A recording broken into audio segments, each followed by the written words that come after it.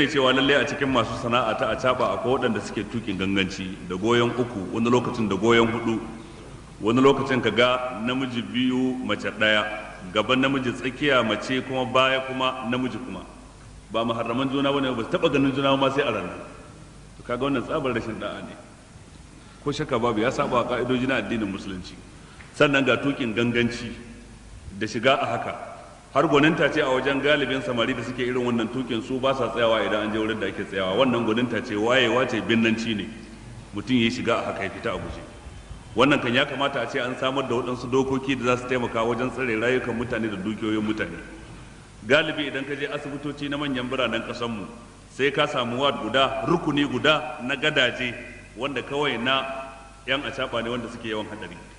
Na san akwai wannan asibitin Murtala a birnin Kano, akwai wannan a waɗansu asibitoci a waɗansu garuruka na daban, wanda wannan ke nuna wato yawan gangancinsu da yawan shiga a haka da suke yi. Su kuma din ya kamata su inganta sana'arsu, bai kamata mutum ya bayar da adireshin sana'arsa ya zanto adireshi ne na kowa ya ganka ya ga mara kirki ba.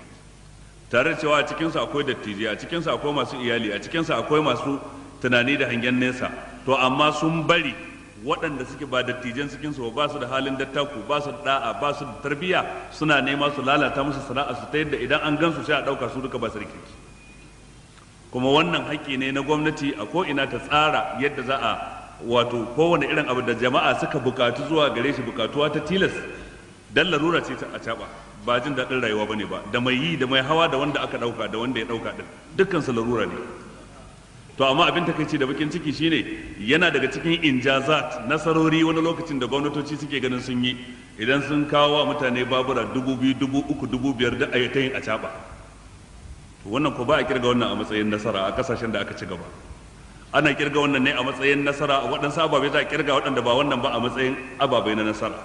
Ya kasance an buɗe kamfanoni, kamfani ɗaya zai ɗauki mutum 1,000, 2,000, 5,000 aiki.